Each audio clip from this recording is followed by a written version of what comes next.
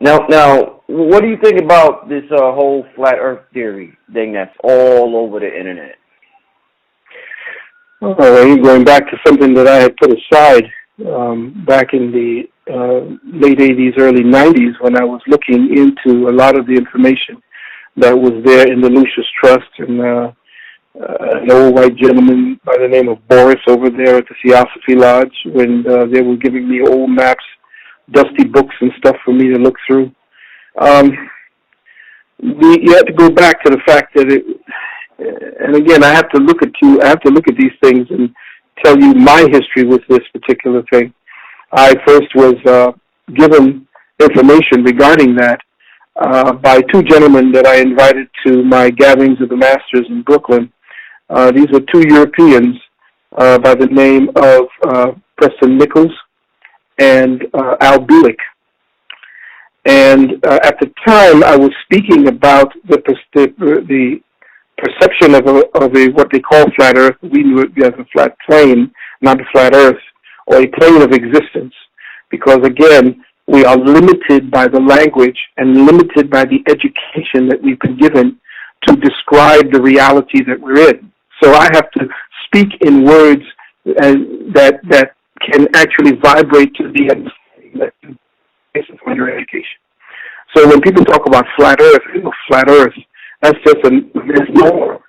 It tends to incite the ridiculous in someone's mind.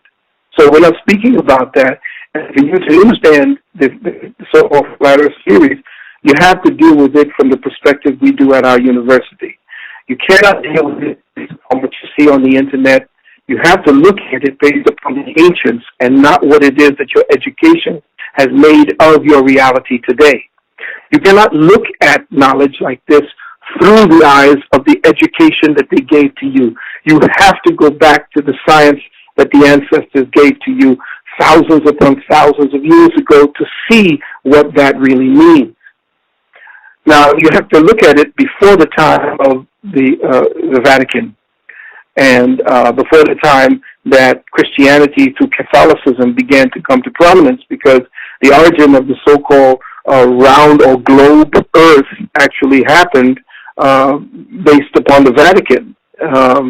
The arguments regarding that shape of that Earth, they were still arguing about it up till that time of the 16th century, whether it was flat or round, because they were looking at the information that was put down by the ancient Kemites, the ancient Dravidians, the ancient Olmecs, and everyone who existed on the Earth before the European. Now, what they were arguing about was how many secrets can we actually keep if we put out one or two perspectives? If we keep the flat Earth perspective, quote unquote, how many secrets could leak as a result of that? And can we keep the animal in the cage with that perspective? No. So what they did was they had to hide the information. The Vatican had to make sure that the information was hidden. How did they hide it? They made sure that the so-called conjectures of the day, which is the Earth is round, the Copernican one, became the mainstay. So they began to promote that into the lexicon. And of course, they were running all of Western civilization's education system. They took the Copernican idea, which was to the Earth being round, and promoted that into, from that point forward, into the Western education system. So that's all we ever knew. The information that would have led you back to your ancestors, they put on hold or made ridiculous, so that the children in subsequent generations, as I was speaking about that thing about promoting the blurring of the gender line, the destruction of gender, that every generation after that, that they've conditioned into that, will only know that as the reality. It's the same thing that happened when they suppressed all information that had to do with what became the Kabbalistic understanding as well as the Kemetic understanding of how our world or our reality really was. So in injecting that so-called round Earth at that time, they then now created the obtuse environment for us to operate in. And since everything from that point forward consolidated knowledge around that and reintroduction of the ancients' information sounds ridiculous. So the introduction of ancient information into a Christian church would sound like Satan coming in. So for me to actually speak to you about that, I have to get real deep and metaphysical, the way we teach at our university, and I'm not sure, what that means, and if it would be open for today. I'd have to go to Hermetic astrology, the Hermetic system, versus the what we call the tropical system that is dealt with in the West. If you want to look at it like this, and I'm going to do this very quickly so that people can get an understanding of what it is that I'm looking at and how I see it. Everything is a vibration. Everything is vibration. And if you understood the fact that everything is done in waves, these waves each are a point of conditioning for the solidification of what we call divine intent. I'm going to get pretty heavy here, taking you into the first, second, and third levels of what we teach.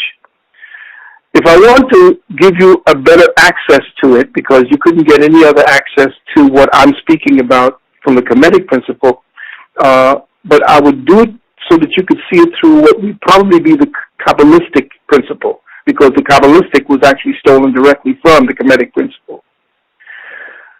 There are three principles in God: the Father, Son, and the Mother, Father, Mother, Son, and Father, Son, Holy Ghost, or whatever they want to speak about it today. But it was also known as the Ayin, okay, or what they call Amen, but it's Ayin. Then there was the Ain Sof, and then there was something called the Ain Sof which is essentially the three stages of the expression of the mind of God. Okay? Now, in the expression, when there is to be the expression of the mind of God, when intention is looking for manifestation, it deals in consolidating these intentions into waveforms. So the best way to you to see how the earth is actually consolidated is to see it in the chart that created the 10 Sephiroth. And the 10 Sephiroth essentially give you the first three, and then they go down into the last 7. But just to give you an understanding of it so that people can go and do their own research on it, your Bible, which is taken from Kabbalah, is giving you little hints about that as well when they start speaking about the firmament and they start speaking about the different spheres of existence and so forth. Well, the spheres that have that firmament in Kabbalah is what we call the octaves. That's the 8th sphere, because the octave essentially is the harmonic upon which God's creation becomes manifest. Otherwise, it's just waveforms and intention. Okay? Who are following me. Now, to understand that, you have to understand that by counting it as the 8th sphere, you have to look at it in reverse, because we are actually occupying the realm of Malkuth. The realm of Malkuth is the realm of what we see as the consolidated earth plane. And if you were to look back from the realm of Malkuth and count 8 spaces back from Malkuth upward, you would see it would come to Bina. Okay? Now, Bina is the feminine principle. Counting 8 from 10, you go up to Bina. And who's Bina? Bina is the feminine principle. In Kemetic, she is Mut, or Nu. She is the mother, the great sea. That's where they talk about the ocean in the Bible, that being the ocean above. The primal essence filling the entire omniverse. And it's the fundamental essence of the universe before it becomes solidified.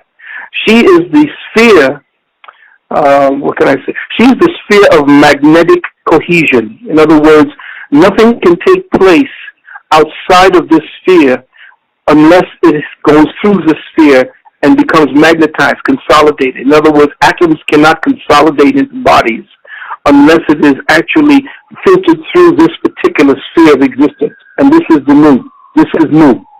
She's the stabilizer, the organizer of all life. So when we speak about the firmament, that's exactly what we're talking about. We're talking about 10 layers, 10 different compression zones of cosmic activity that are pressurizing us into the atmosphere that we see, that we live, move, breathe, and have our being. Okay? So if you want to deal with that, she now is actually above Shu in the ancient Kemetic.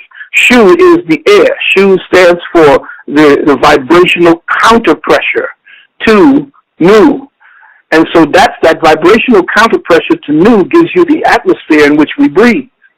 So now we're actually giving you how this so-called dome structure that these people on the internet are speaking about.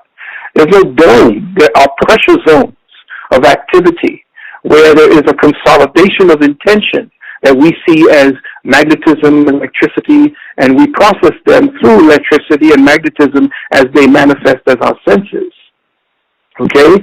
So just to pretty much give you an understanding about the next stage up, if you want to deal with the ninth sphere, which is above the eighth sphere, which is above the firmament, the ninth sphere in Kabbalah would be Chokmah.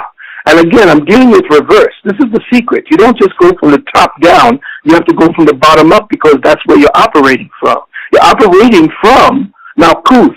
You're not operating from Ketha. You're part of Ketha, but you're not operating from there. You have to talk your way back. You have to access your way back to it. That's the process of the Creator coming into the knowledge of itself. Okay, so the ninth sphere is that place where, let me see, what can I say? It's the Ethereum. It's where the cosmic mind coagulates from its source as light and sound into what we call the qualified vacuum of space-time. Ethereum is like where time becomes the qualifying element for all manifested existence. In other words, without the Ethereum, there is no time. Time is an element. It's not just you ticking on the clock on your wrist or on your wall. It's an element that consolidates all things into existence. Without time, no existence happens. Okay? So I'm giving you some real quick things for you to understand about this whole reality that we're in. The flat earth, the whole 9 yards. Our globe, what you see right there is CGI. It's a computer-generated image. It's animation. It's all Photoshop. There's no real picture of our earth. Okay? It's all game. So they're never going to show you what it is that they cannot show you from above. Now, of course, let me just say this. Now, they've been killing off a lot of astronomers. A lot of astronomers have been dying. Yeah, a lot of people dealing from astrophysics have been just really dying. Crashing, somebody killed, stabbed some dude, I think he was an Australian guy, stabbed him 147 times. That was definitely ritual. So what I'm looking at now is that whoever's looking up at the sky, based on the fact that these periscopes and telescopes are getting 10 times more powerful each time, they're seeing something that they're not supposed to report back on. Now, the trick is to get you to believe that they're looking at Nibiru.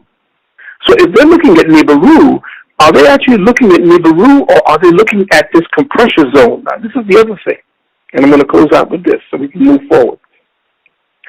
All around the earth as we see it today, there are stories in the ancient text about floods. Floods. Now, above that pressure zone that we spoke about, that pressure zone of the ninth sphere that we spoke about, going into the eighth, that pressure zone of the ninth sphere is compressed hydrogen. This is my theory. It's compressed hydrogen.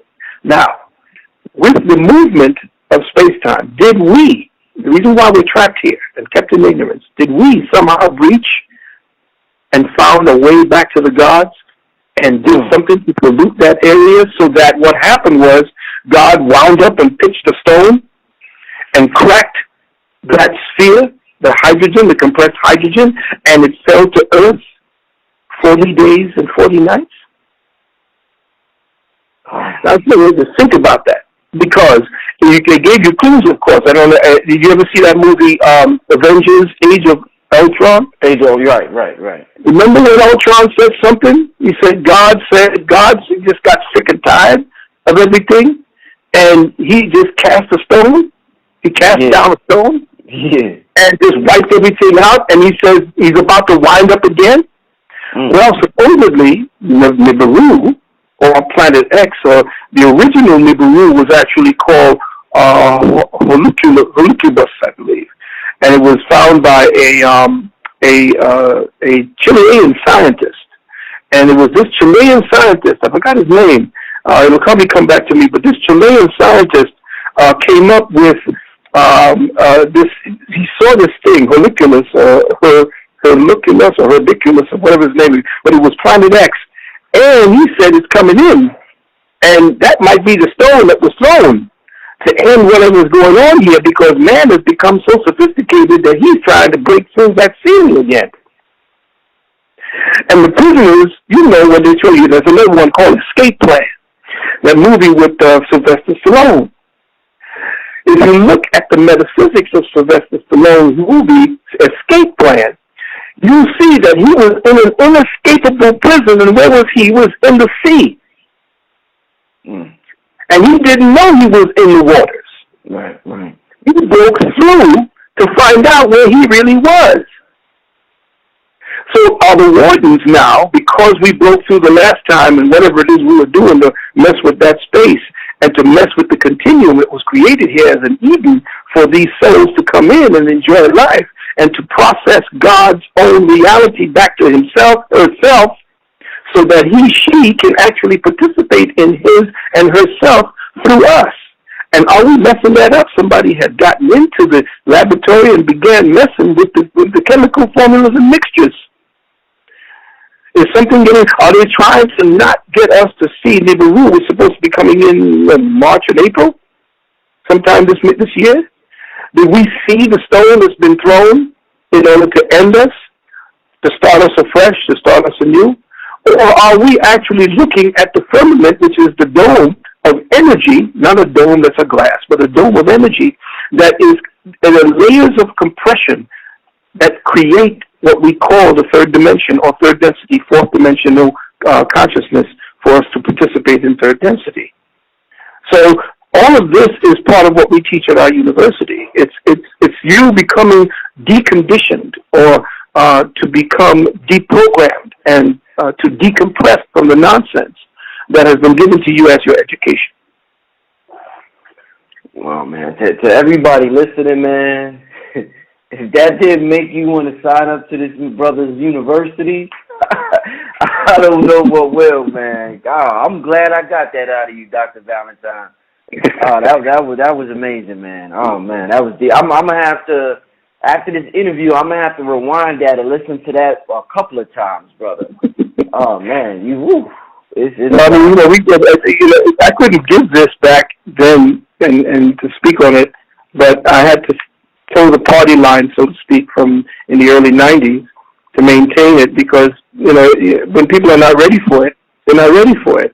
And I was told by these two European gentlemen who made it out there, who understood the occult and were dealing with the occult through technology, that there are certain things that you're going to have to be very cool with and not say until it's time.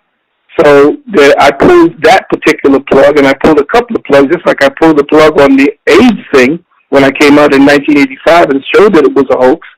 Then my life was threatened, my whole way of dealing with things. I had to back until young people began taking the information that I was able to get out there and began to start, saying, well, hey, look at this makes sense, and so forth.